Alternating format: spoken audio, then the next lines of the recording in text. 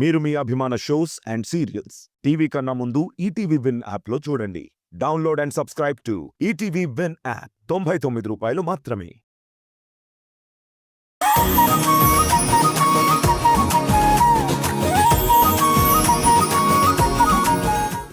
కనీసం నిన్ను గైడ్ చేసేవాళ్ళు కూడా ఎవరూ లేరు. రాధక్కని చాలా మిస్ అవుతున్నాను.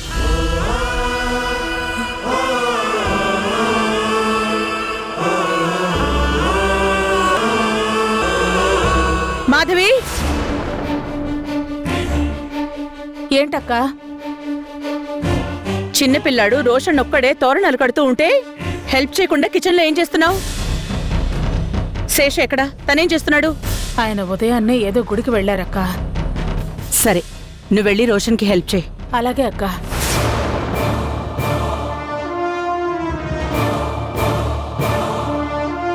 ఎరా, ఉదయాన్నే అక్కతో నన్ను అరిచేలా చేయకపోతే నీకు పని జరగదా? నువ్వు మీ నాన్న ఎప్పుడు ఇంతే. ఇలా ఇవ్వు, ఇలా తీసుకుని ఇలా కట్టాలి. తీసుకో.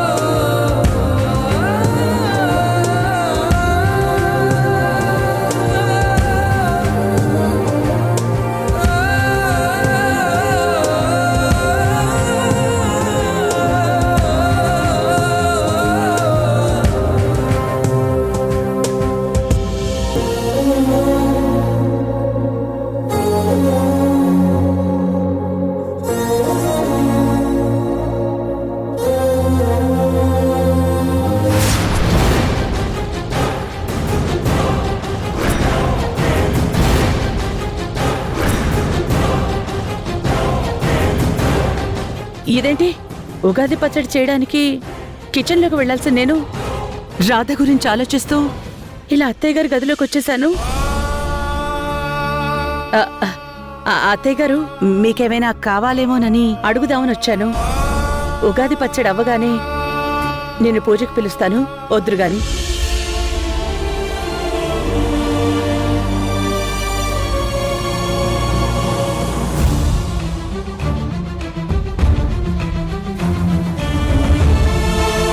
నువ్వెందుకింతలా ఆలోచనలో ఉంటున్నావో నాకు తెలుసు దేవకి. రాధ నీ కూతురు కాబట్టి సంప్రదాయాలకి పండగలకి విలువిచ్చి ఇంటిని దేవాలయంలా అలంకరిస్తుంది. కానీ ఇప్పుడు మన మధ్య ఉన్నది మన గాయత్రి కాదు, ఒక రాక్షసి. అందుకనే తనకేమీ పట్టదు. అదే నీ కూతురు రాధ ఇంట్లో ఉండుంటే ప్రపంచంలోని పండగ మొత్తం మన ఇంట్లోనే ఉండేది.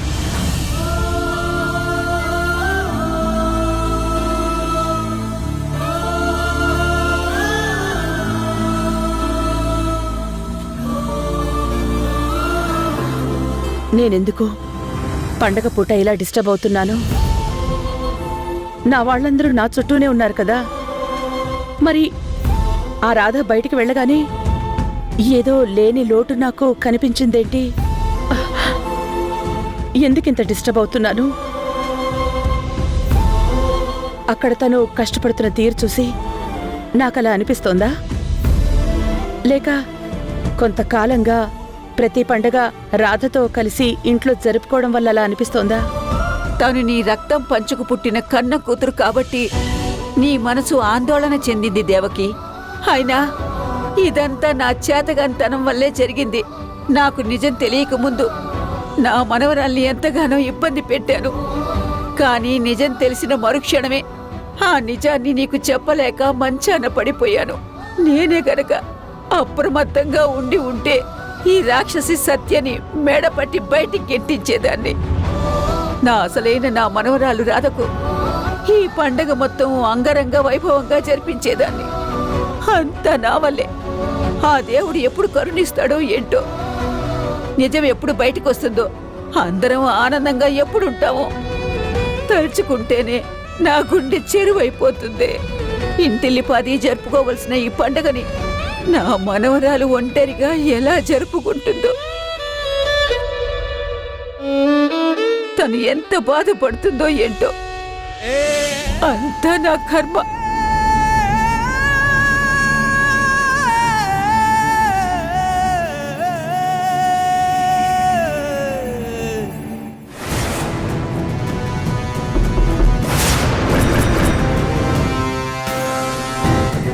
మనోహర్,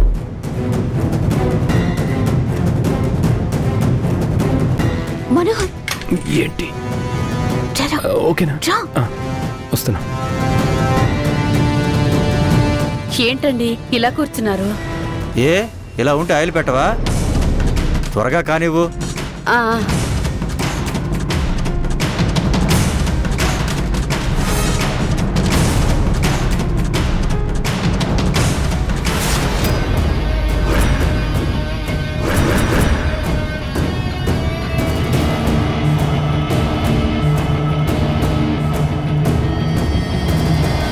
అబ్బా ఏంటి సుధా, నీళ్లు పోసిన ఒకసారి గుమ్మరిచ్చేస్తున్నావు. అయ్యయ్యో, అబ్బా పొరపాటున పడిందండి.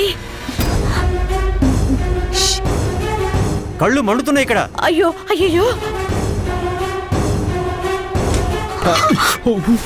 ఆ?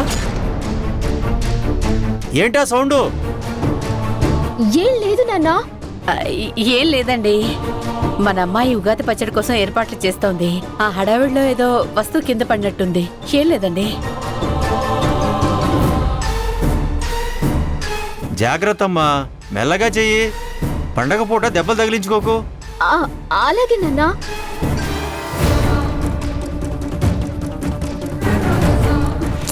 మనోహర్, అయ్యో మనోహర్, ఇటు. అయ్యో,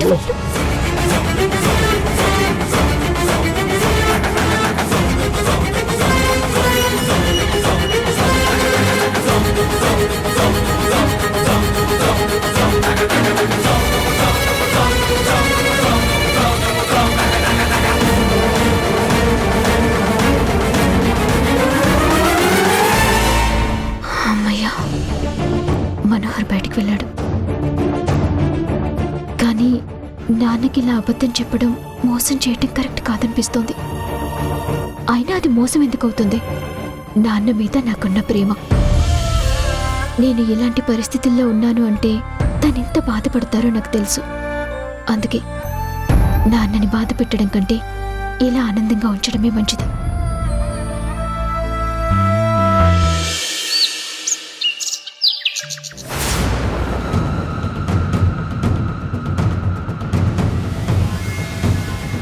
ఈ మనోహర్ వలన రాధ బ్రతికిపోయింది. లేదంటే ఈ పాటికి ఆ రాధ పీడ విరగడై ఉండేది.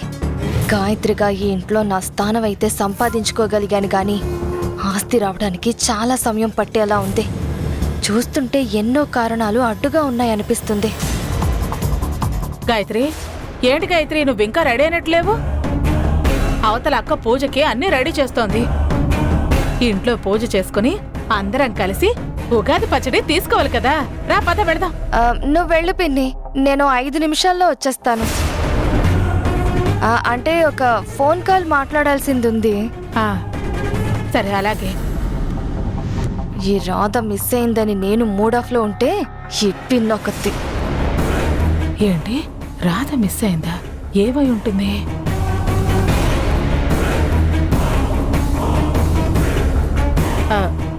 ఏంటి గాయత్రి, ఆ రాధ గురించి ఏమైనా అన్నావా? రాధ గురించా? ఏం లేదు పిన్ని. ఏమైంది? ఏం లేదులే, నేను అక్కడికి వెళ్తాను. అమ్మో, పిన్నితో చాలా జాగ్రత్తగా ఉండాలి.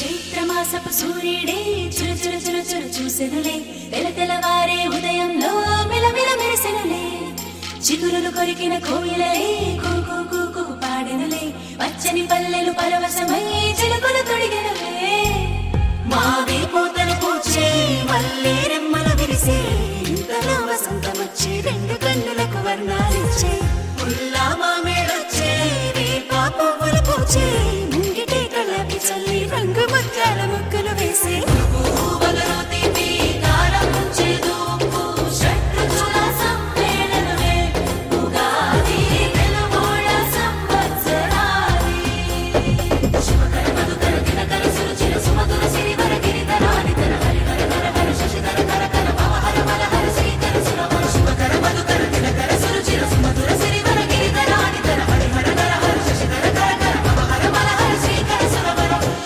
మంచు తెరని తెంచుకొచ్చే వెచ్చనైన రవి కిరణం నీలి మేఘం నీలవానే పైరు పంపెను ఆహ్వానం గుమ్మ గుమ్మాన గున్నమావి తోరణాలు గడప గడపల్లో శ్రీలక్ష్మి స్తోత్రాలు పాడి పంటలతో అలరాడు మన ఊళ్ళో పాల పొంగుల నురగల వెన్నీలో పువ్వులలో తీపి కారం చేదు ఉప్పు షడ్రుచుల సమ్మేళనమే ఉగాది తెలుగోళ్ళ సంవత్సరాది ఆరు రుచుల అమృతములే తెలుగు తాయిలమే ఇదిలే కమ్మనైన అమ్మతనమే మనకు పంచే పండుగలే కొత్త పంచాంగ శ్రవణాల సందళ్ళు కోటి ఆశలతో మన రాశి ఫలితాలు సీతారాముళ్ళ గాథల్లో సారములు రాధాకృష్ణుల లీలల వింటుంటే మధురాలు పువ్వులలో తీపి కారం చేదు ఉప్పు షడ్రుచుల సమ్మేళనమే ఉగాది తెలుగోళ్ళ సంవత్సరాది పువ్వులలో తీపి కారం చేదు ఉప్పు షడ్రుచుల సమ్మేళనమే ఉగాది తెలుగోళ్ళ సంవత్సరాది నా మనవరాలు ఈ ఇంటి వారసురాలు రాధా అని తెలిసిన తరువాతే జరుగుతున్న మొట్టమొదటి పెద్ద పండగ. నేనే గనుక మంచిగా ఉండుంటే నా ఇంటికి నిజమైన గాయత్రి ఆ పండగ గొప్పగా జరిపించేది. కాని నిజం తెలిసిన నేను రాధా విడివిడిగా ఉండడం వల్ల ఇలా జరుపుకోవాల్సొస్తుంది.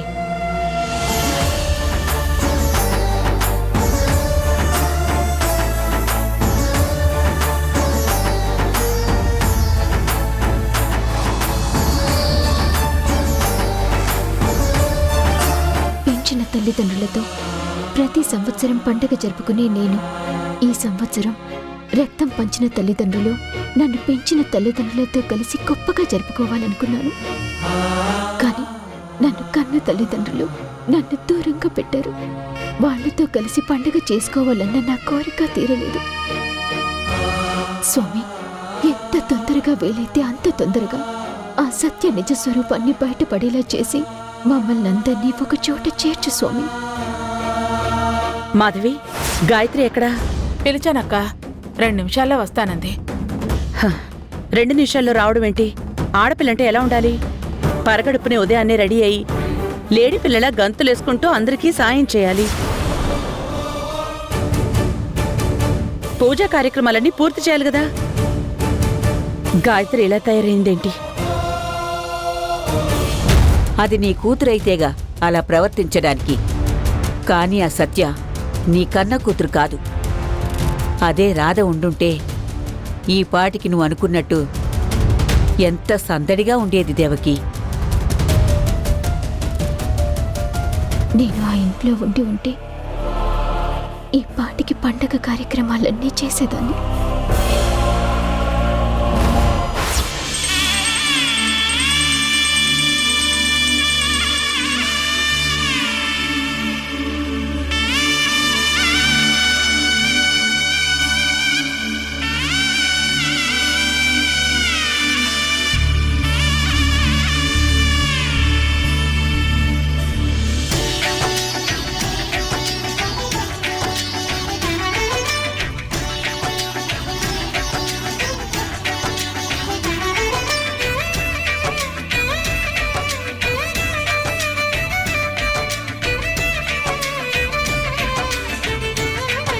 దీర్ఘాయుష్మాన్ భవ.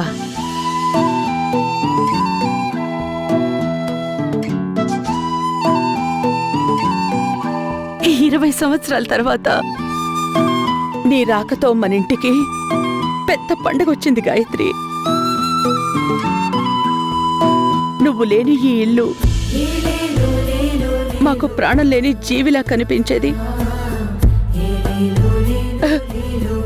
కానీ ఈరోజు ఈ ఇంటికే కళ్ళొచ్చింది.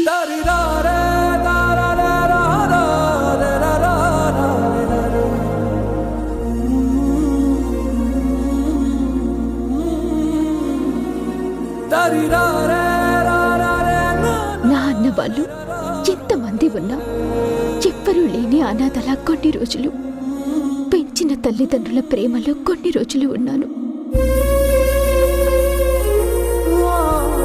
ఈ పండగ నాకు చాలా ప్రత్యేకమైనదమ్మా.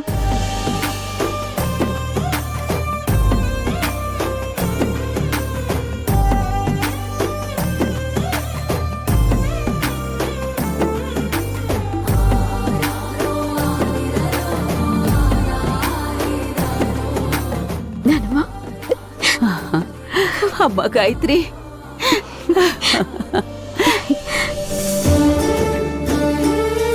చల్లగా ఉండు తల్లి. లేమ్మా. నిజంగా నీ మనవరాలిగా పుట్టడం నా అదృష్టం నానమ్మా. నీ వల్లే ఇదంతా సాధ్యమైంది.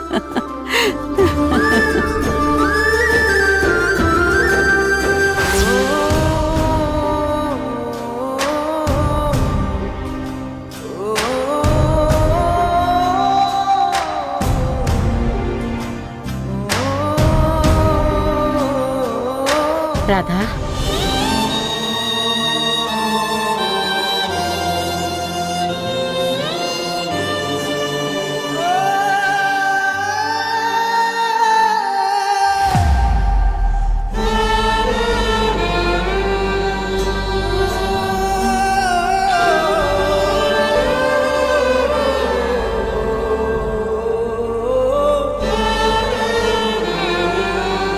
నీ కన్న తల్లిదండ్రులు గుర్తుకొచ్చారా రాధా?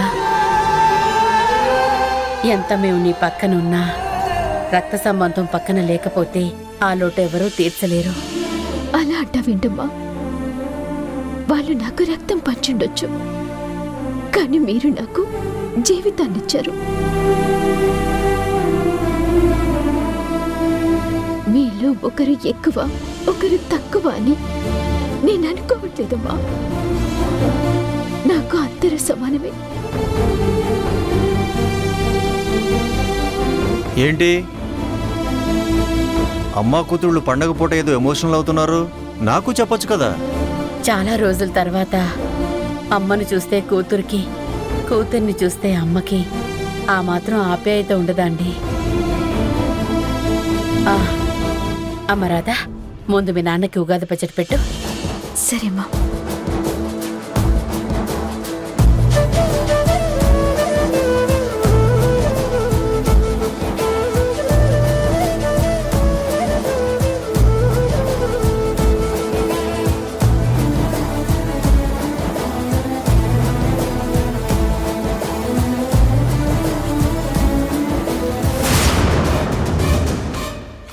ఏంటి గాయత్రి ఇది?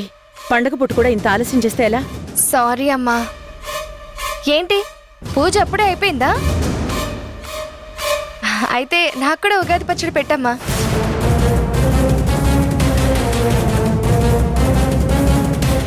ఏంటిది?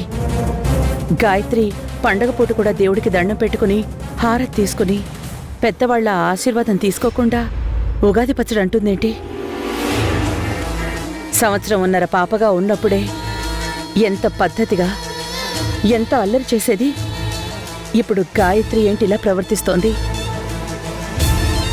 నీ ఆలోచనలేంటో నాకు అర్థమవుతున్నాయి దేవకి. నువ్వు ఊహించినట్టు ఉండడానికి ఈ రాక్షసి నీ కూతురు కాదు. నువ్వు అనుకున్న లక్షణాలు నీ కూతురు రాధకే ఉంటాయి దేవకి.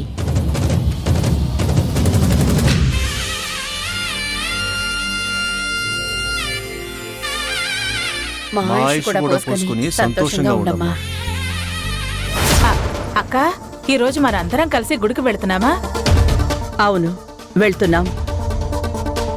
కానీ ఎప్పుడూ వెళ్లే శివాలయానికి కాదు, ఈసారి అశోక్ నగర్లో ఉన్న రామాలయానికి వెళ్తున్నాం. రామాలయమా? ఎందుకు దేవకి? ఈరోజు ఉగాది సందర్భంగా ఆ గుళ్ళో ప్రత్యేక పూజలతో పాటు ఏవో కల్చరల్ యాక్టివిటీస్ కూడా జరుగుతున్నాయంటండి. అక్కడికి నన్ను స్పెషల్ గెస్ట్గా పిలిచారు.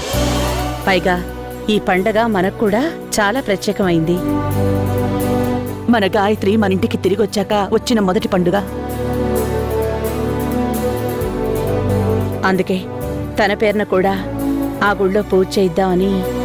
అవును దేవకి, మన గాయత్రి మన ఇంటికి తిరిగి వచ్చిన తర్వాత ఇది మొదటి ఉగాది కదా, నీ ఇష్టం వచ్చిన పూజలు జరిపించు. వద్దు దేవకి, నా మనవరాల చేతుల మీదుగా జరిపించాల్సిన పూజని ఈ దెయ్యం జరిపించకూడదు. నా మనవరాలి స్థానాన్ని ఒక అనామకురాలికి ఇవ్వకండి. నేనిప్పటికీ భరించలేకపోతున్నాను. ఇక దైవ కార్యక్రమాల్లో దీని పెత్తనం చూడటం నా వల్ల కాదు. నా రాధ చేయాల్సిన పనులు పూజలు ఈ దరిద్రపుతి చేస్తుంది. ఈ మోసగత్తె వంచిస్తుంది. నేను భరించలేకపోతున్నాను. సరే, అందరం గుడికెళ్ళొద్దాం పదండి. ఈరోజు అత్తయ్య గారు కూడా మనతో పాటు గుడికొస్తారు.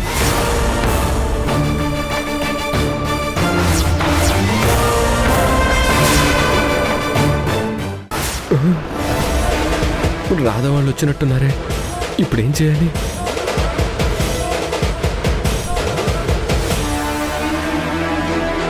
ఏంటి ఇంటి తాళం తీసుంది కానీ ఇంట్లో ఎవరు కనిపించట్లేదే?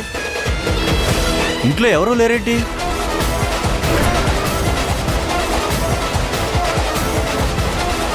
ఎవరొచ్చారు లోపలికి?